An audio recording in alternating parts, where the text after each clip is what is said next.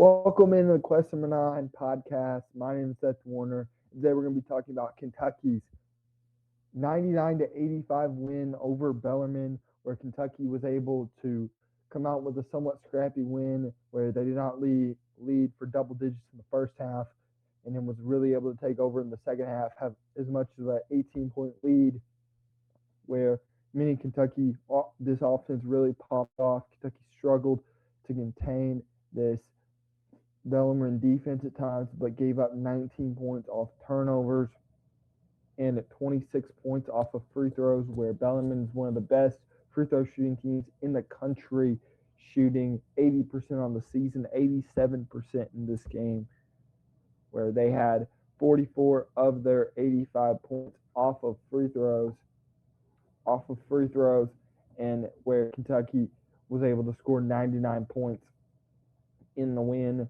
Kentucky was really efficient in this game, shooting 59% from the field, and at certain points, 70% from the field in the second half, and 53% from the three-point line, and 71% from the free throw line. Having Malachi Moreno went 4 for 4 from the free throw line, really strong performance from him as a guy that typically struggles from that spot. He only played 17 minutes. Denzel Aberdeen, Otega Owe, and Cam Williams were some of our standouts, with Denzel Aberdeen having 14 on really good efficiency, 5 for 8 from the field, 4 for 7 from 3.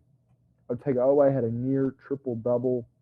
He had 2 early turnovers out of his 4 total turnovers in this game, but was a guy that was really able to impact this game outside of some of his crazy turnovers and be that swing guy, that one more pass, where a lot of his assists and his really good driving ability, and he really kept his eyes up and was a playmaker. Kentucky had 24 assists on 33 made field goals. That's really good. Had 10 turnovers, a lot of those being early. Kentucky had a really balanced effort, and Otega was the only guy on the team that had more than 3 turnovers. And Cam Williams had a really good game. He had 26 points in 22 minutes. He was 8 for 10 from the field and from 3, all of his field goals from there. He was 2 for 2 from the free throw line. Cam has had some really good stacking offensive games. Would like to see his rebound numbers, assist numbers, and some of his other stats a little higher when he shoots the ball well. But overall, he was a really high-impact player and made some really tough shots for the Cats, allowing this team to really take control of this game and have control fully in the second half, and did not trail except early in the first half. Kentucky really struggled with some of Bellarmine's speed with their bigs. Jack Knitsky, a guy that's averaging 21 points per game, 19 points against high major opponents. He had 24 in this game, but had 16 of those in the first half. Kentucky was able to limit his touches. He had 9 points off of just free throws alone. But Kentucky allowed too many kind of straight line drives at times. Turnover created a lot of offense for this Bellarmine team. And fouling that's been an issue for the Cats continues with early in the first time team to stay in. Kentucky did not have the best rebounding performance from the Cats. Only out rebounding this Bellarmine team by 3, where Kentucky had a couple times where they're just kind of ball watching offensive rebounds. Were able to dominate and control, create opportunities for themselves, having double-digit offensive rebounds at 11, but allowing 9 offensive rebounds to Bellarmine is not good for the Cats. But this is a fast and kind of scrappy Bellarmine team that I think is much improved from the last couple of years. It's 5-7, but a lot of those losses are to high major opponents. But Kentucky was really able to come out and have a really high offensive game, shooting 53% from 3, 8 of those coming from Cam Williams. Kentucky was really able to heat up while this Bellarmine team just made a lot of tough shots, was able to space the floor really well, create cuts, just create mismatches for Kentucky on switches with like Cam Williams guarding some of their more physical 4s. Overall, this Bellarmine team did a good job making this Kentucky team defend for long portions of the game and making things really hard on the Cats. This being their last game of the non-conference, giving Kentucky somewhat of a different look. This team is one game you schedule on your schedule where it's a team that has the potential or could be a team that you face as an 11 seed, 12 seed, somewhere around in there. Really scrappy conference champion, a team that moves the ball really well, can really shoot it. Not the biggest team, not the most athletic, but is really disciplined and has one guy that can score at a high level against good competition. Mo Diabate was another standout guy in this game. He had 20 points. He only missed 2 shots. Was 2-4 from the free throw line. Was overall efficient. Had 5 rebounds. In the last couple games, he's been really impressive with his rim protection, having 3 blocks in this game, 2 steals. Being a guy that will go up in hard contest, block a lot of shots, and make guys afraid to really enter that paint. Some of our big guys came out with limited minutes. JQ only ended up playing 7 minutes, trying to get his conditioning right, coming off that extended minutes game against St. John's. Feels like they're just trying to really ramp him up over the next week or so, going to the Alabama game. Bernie Garrison left with an injury, so only playing 7 minutes. Yelovich, another guy, only played 7 minutes. Trent Noah played 9. So overall, this Kentucky roster didn't go super deep, but had a lot of guys that were close to that double-digit mark and had 5 guys that played 20-plus minutes. Overall, I thought Kentucky had a pretty balanced effort other than the turnovers and the discipline of fouling and doing some of that reaching stuff that allowed this really efficient Bellarmine offense to get to the free throw line where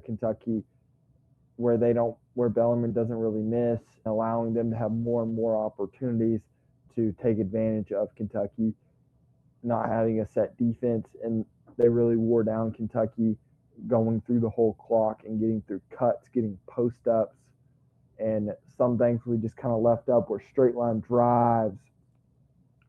They were attached to shooters. Secondary help wasn't there if the first guy got beat. But overall, I thought Kentucky offensively had the intensity. Defensively, Coach Pope talked about it.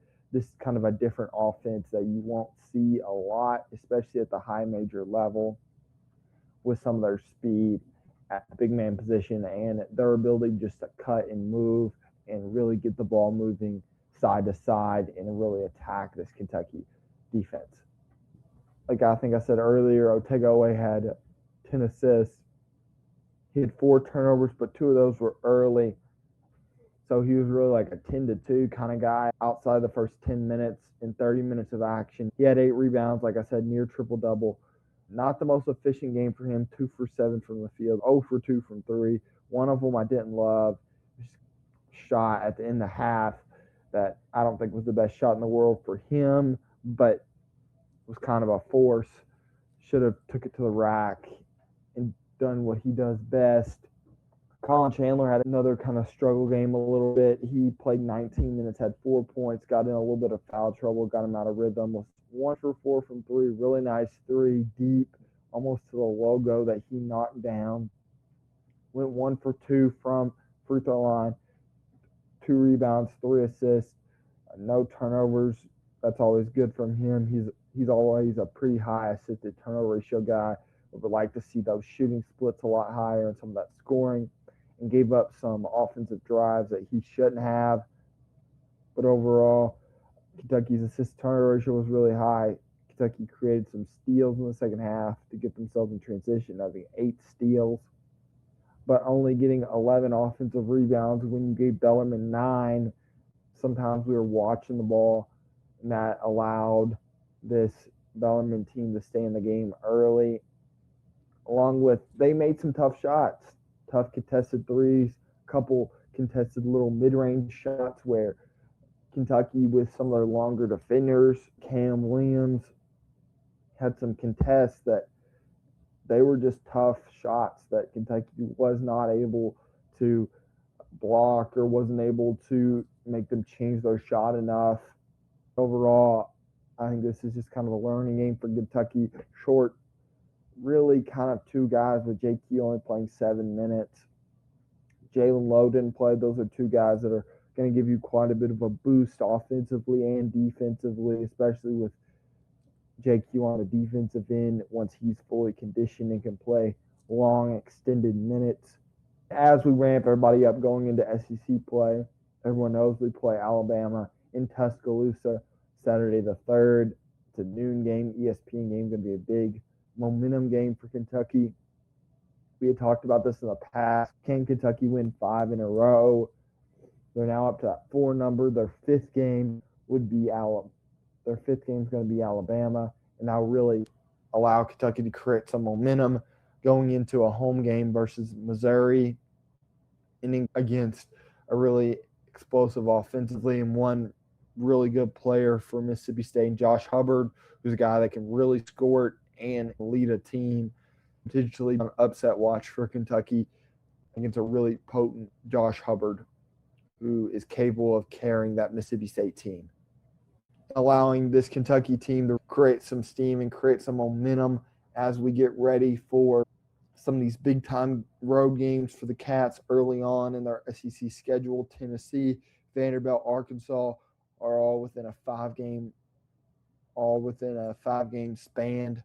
Kentucky is really going to need some momentum heading into those games, getting ready for a potential deep run in the SEC, a good SEC, not a great SEC, but has some really talented and capable teams at the top of it that could include Kentucky, but we'll see as we go into Kentucky's next big matchup. And that's all from the Quest Number 9 podcast. My name is Seth Warner. If you like this content, please like and subscribe. That'll be much appreciated. To stay up to date for all new videos, go follow me at Quest Number 9 on Instagram and Twitter. Again, go Cats, and I'll see you next time.